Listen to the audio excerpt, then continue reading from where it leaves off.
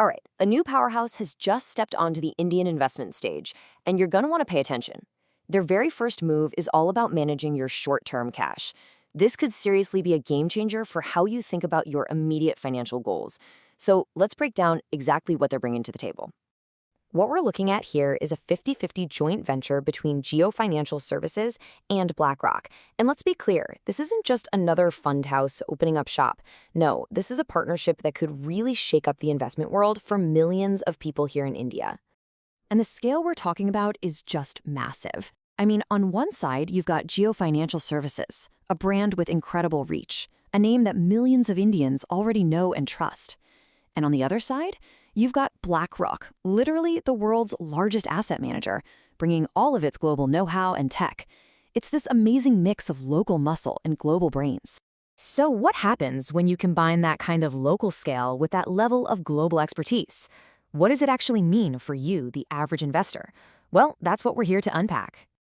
Here's the game plan for today. We'll start by looking at this powerhouse partnership. Then we're going to decode these new funds and see how they stack up against each other. After that, we'll dive into their key benefits, help you figure out if they're a good fit for you, and finally, check out the market outlook to see why they're launching right now. Okay, let's get to the main event. We're zeroing in on the two brand new products at the heart of this launch, the JioBlackRock Low Duration and the Short Duration Funds. First off, just a super quick refresher. What even is a debt mutual fund? Well, think of it as a big pool of money that invests in things like government securities and corporate bonds. You're basically lending your money to the government or big companies, and your goal is to earn some steady, regular income from it. Simple as that. Now, to really get these new funds, you have to understand one concept, Macaulay duration.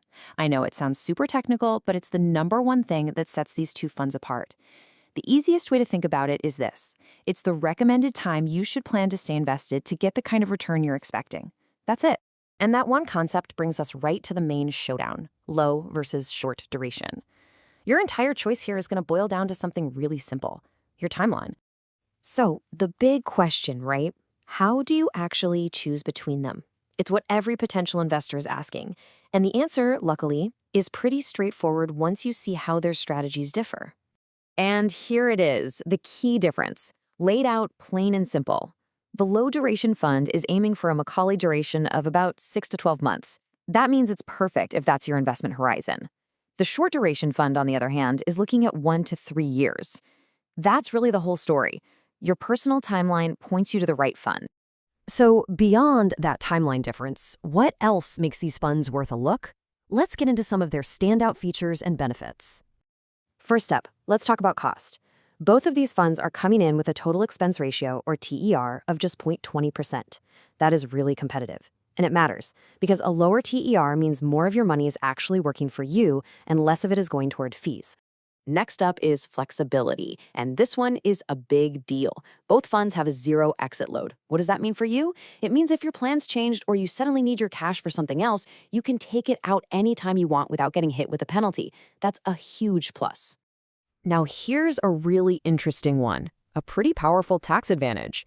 If you're under the new tax regime and your total taxable income, including any gains you make from these funds, is up to 12 lakh rupees, you might actually end up with 0 tax liability. This is because of the rebate under Section 87A, which makes these funds especially appealing for a whole lot of investors.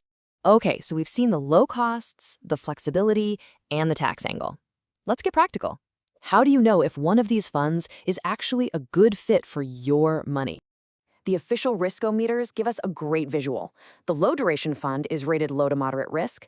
The short duration fund, with that slightly longer timeline, comes in as moderate. It's really important to see that neither of these are considered high risk. They're both built for stability and generating income.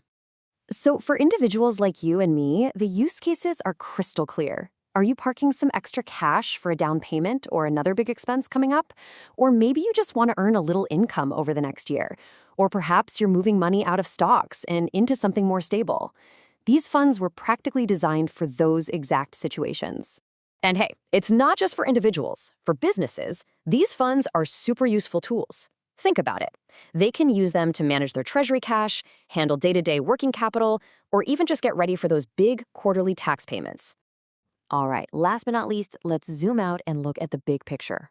Why is JioBlackRock launching these specific funds right at this moment? Well, it turns out the timing is probably no accident. The timing here seems really strategic. If you look at history, there's often this seasonal trend where yields on short term debt get a bit better between January and May, which could give these funds a nice little push. Plus, the market right now has what they call a steep yields curve. All that really means is that short term bonds are offering pretty attractive interest rates, which makes strategies like these a great way to capture some of that value. So, after all that, what's the one thing you need to remember? The single biggest takeaway is this: your choice all boils down to your time horizon. If you're thinking 6 to 12 months, you look at the low duration fund. If your timeline is more like 1 to 3 years, the short duration fund is for you. It really is that straightforward. And of course, just a final friendly reminder, mutual fund investments always come with market risks, so please make sure you read all the scheme-related documents carefully before you decide to invest. Everything we've talked about today has been for educational purposes.